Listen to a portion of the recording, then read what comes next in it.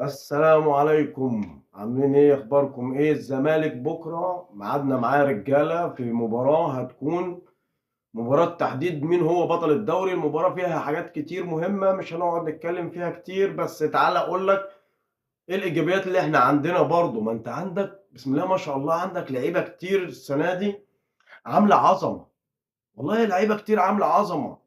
كل لعيبتك حلوة، أنت عندك فتوح بسم الله ما شاء الله، وعندك عبد الله السعيد اللي السنة دي مكسّر الدنيا.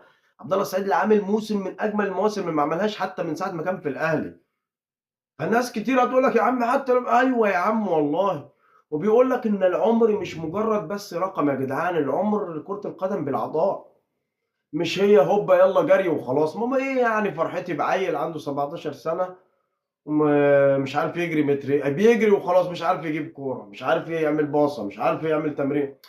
فعبد الله السعيد بسم الله ما شاء الله، عندك ناصر منسي وقدامه خوان بيزيرا اللي أتمنى إنه يكون في حالته البدنية تمامًا، أتمنى يكون في حالته البدنية ويكون بكرة إن شاء الله واقف على رجله، عشان الواد ده في وجوده الفريق بيبقى مختلف.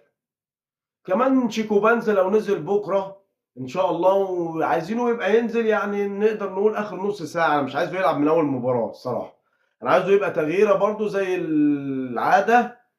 وشيكو بنزا ليه في المساحات، فلو الماتش ما مشيتش معانا ننزّله، مشيت معانا خلاص إحنا زي ما إحنا يا باشا، إحنا كده زي الفل. نخطف هدف أقول لك إن شاء الله كده نحتفل قدّام الأهلي. هتقول لي يا عم هنحتفل قدّام الأهلي، أقول لك إن شاء الله نحتفل قدّام الأهلي عشان تبقى احتفال بقى يليق بالموسم بقى، عشان اللي قلِّل واللي نقول له الرَد أهو في الملعب. والسلام عليكم.